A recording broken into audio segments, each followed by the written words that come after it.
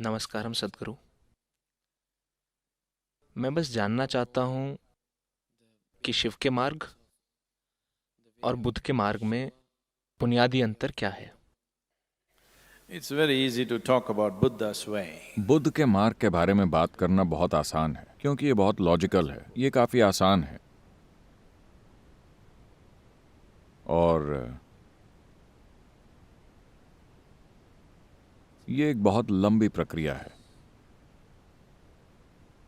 गौतम ने लोगों को आम तौर पर जो तरीके बताए वो हमेशा कई जीवन कालों तक के लिए थे। आप इसे आज साफ तौर पर देख सकते हैं। बौद्ध भिक्षु हमेशा इस बारे में बात करते हैं, खासकर तिब्बत के बौद्ध, जिनका बौद्ध संप्रदाय आज दुनिया में सबसे ज्यादा प्रसिद्ध है, कुछ राजनीतिक कारणों से।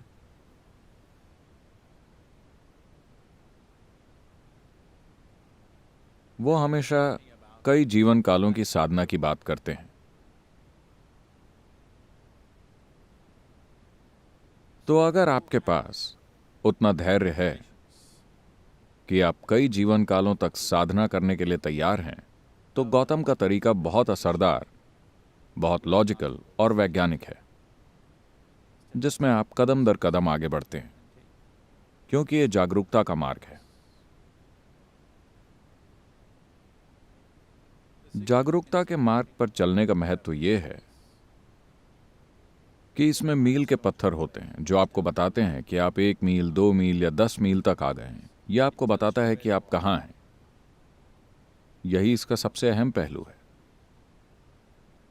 बहुत ज्यादा भरोसे या भक्ति के बिना भी आप विकास कर सकते हैं, क्योंकि आपके पास एक साधना है। बस इसे करते रहिए, करते रहिए, करते रहिए। यह साफ तौर पर दिखाता है कि आप प्रगति कर रहे हैं। लेकिन शिव के साथ ऐसी कोई गारंटी नहीं है, और वो कोई मील के पत्थर भी नहीं रखते। आप नहीं जानते कि आप आगे जा रहे हैं या पीछे, लेकिन आप कहीं तो जा रहे हैं, आप बस इतना जानते हैं। It's like falling into your bottomless pit. ये एक बिना तली के गड्ढे में गिरने जैसा है। सुनने में डरावना लगता है। मैं चाहता हूं कि आप समझें, गिरने के लिए बिना तली का गड्ढा सबसे सुरक्षित जगह है।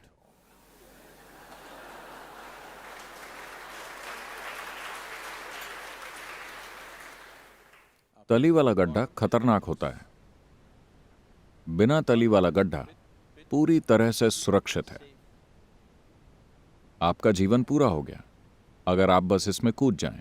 बस हो गया, आप बस गिरते रहते हैं। अगर आप कभी, क्या किसी ने स्काई डाइविंग की है? आपने की है? तो अगर आप गिर रहे हैं,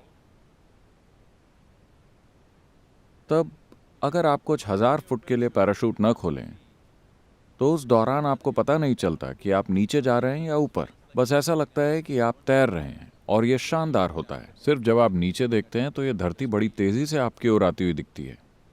अगर यह ग्रह हटा दिया जाए तो यह एक शानदार अनुभव है। बस जब आप नीचे देखते हैं तो धरती तेजी से आपकी तरफ आ रही है। यही समस्या है। गिरना, तो आप गिरने को बुरी चीज मत समझिए। गिरना जबरदस्त चीज है। Did you ever fall in love? क्या आप कभी प्रेम में पड़े? Only when you hit. जब आप तली से टकराते हैं तब समस्या होती है। अगर आप बिना तली के गड्ढे में गिरते हैं तो कोई समस्या नहीं है। तो शिव एक बिना तली का गड्ढा है। उनके तरीके बहुत अलग हैं, लेकिन आप उन्हें उस तरह सीमित नहीं कर सकते। With 7 different 7 अलग अलग शिष्यों के साथ सप्त ऋषि, प्राचीन काल के 7 जाने माने ऋषि, उन्हें शिव ने 7 बुनियादी तरीके सिखाए जिनसे कोई इंसान अपनी चेतना की गहराइयों में जा सकता है। इन 7 से वो 7 के मल्टीपल्स में और आगे तक गए, और उन्होंने 112 अलग अलग तरीके सिखाए और कहा बस इतना ही है। एक सुंदर कहानी है। कहानियों के लिए समय नहीं है। तो उन्होंने 112 अलग अलग तरीके बताए जिनसे कोई इंसान अपने चरम तक पहुंच सकता है,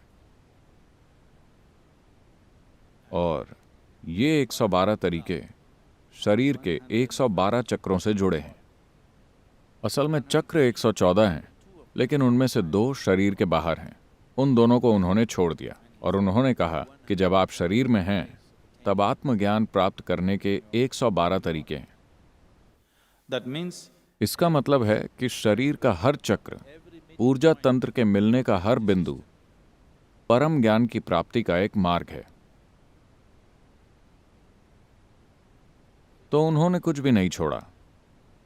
तो बुद्ध उनके काम का एक छोटा सा अंश है।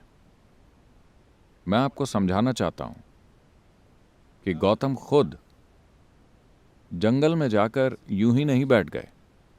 उन्होंने अपनी साधना के पहले 8 साल देश भर के विभिन्न गुरुओं के साथ बिताए,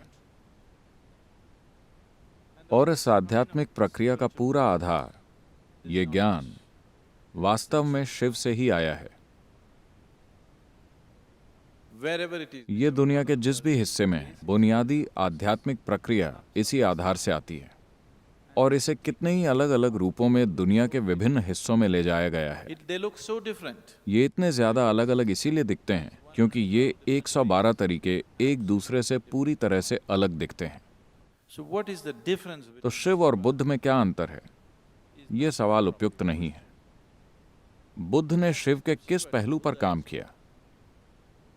उन्होंने जागरूकता के मार्ग पर काम किया, जो बस एक पहलू है। ये काफी एक आयामी है, लेकिन गौतम बुद्ध का महत्व ये है कि उनका तरीका बहुत वैज्ञानिक और क्लिनिकल है। वो एक लॉजिकल माइंड को अच्छे लगते हैं। लेकिन शिव तो बस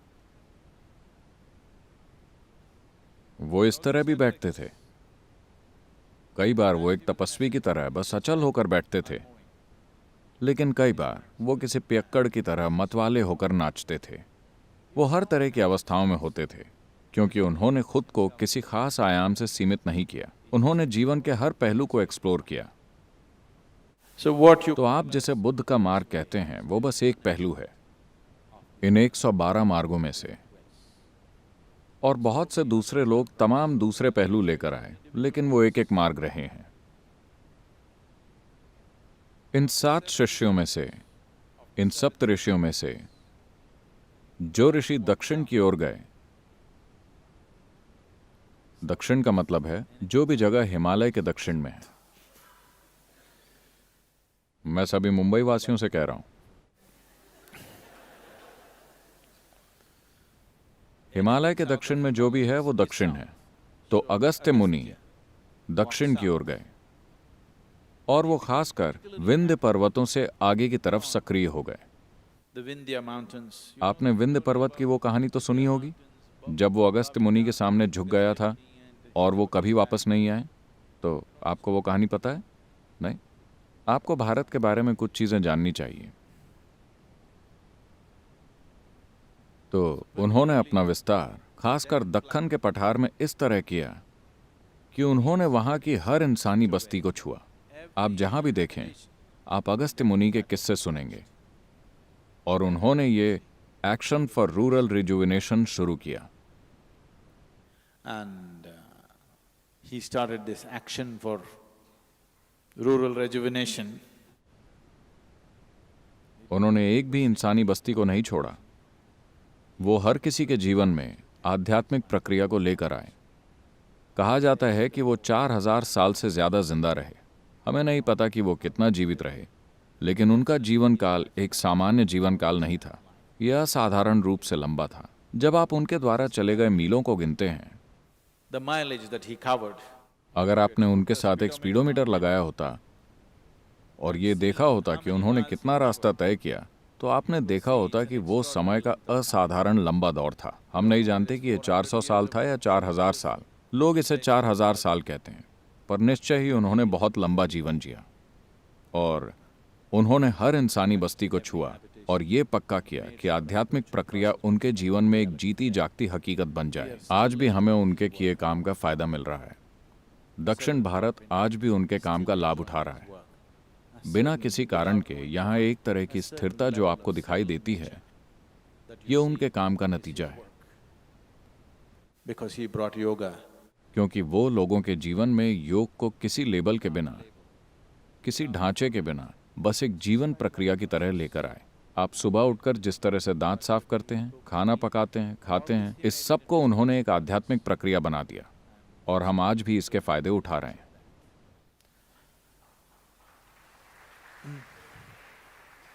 अगर आप इस धरती पर कहीं भी किसी भी आध्यात्मिक प्रक्रिया को देखें, You will see तो आप पाएंगे कि वो उन 112 तरीकों से अलग नहीं है जिनको शिव ने खोजा था।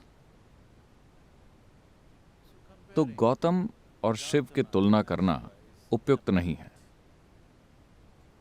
मैं गौतम का बहुत आदर करता हूं। वो एक महान प्राणी है, इसमें कोई शक नहीं है। उनका कार्य भी जबरदस्त है। उन्होंने एक विशाल आध्यात्मिक लहर पैदा की जो 2500 साल बाद आज भी जारी है। लेकिन यह तुलना के योग्य नहीं है, किसी भी तरह से तुलना के योग्य नहीं है। हम बस इतना कह सकते हैं कि शिव के काम में गौतम का काम एक छोटे अंश की तरह शामिल है। it is ये 1% से भी कम है, क्योंकि 112 तरीकों में से गौतम ने एक पर काम किया।